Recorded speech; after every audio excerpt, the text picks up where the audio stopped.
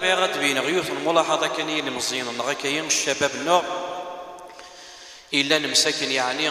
غرقا الشهوات وللأسف الشديد، وهو مسألة مصافحة النساء. تنتشر مليح مليح حيث ما حتى يري الكازونية للمزين النوع الشباب النوع الشابات النوع أنه مراد ملاقنا كانت مسالة من سيفاس نغس لحناي وما راستينت يا عبد الله ظل حرام في الله كيما أرقاز هذه مسالة هذه في كلامان هذه في كافوس إثم طوثي لان ظل حرام في اللاس ظل حرام في اللاس أخي والله النيين وتصفى والله ما سيغزو حقولي النيين وتصفى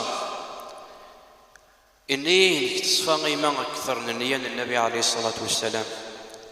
ولاش نوينا غير لان النيين تصفى نشتن النبي عليه الصلاة والسلام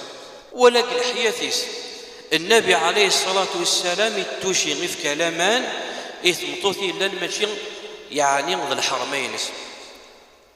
فغرق زيثما يجوز ذي في كفوسي منه ذي ماس ذي الليس ذي عمسيس ذي خالتيس ذي اللي كلي ذي اللي سنيماك ذي اللي سولت ماك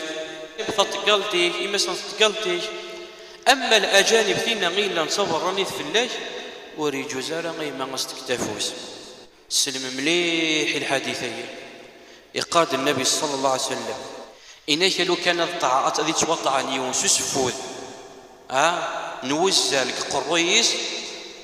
أخير ما ينغي توشي ثمطوثي لا تحل له دويا غرز ديوين الرضا ربي دويا غرز ديوين الرضا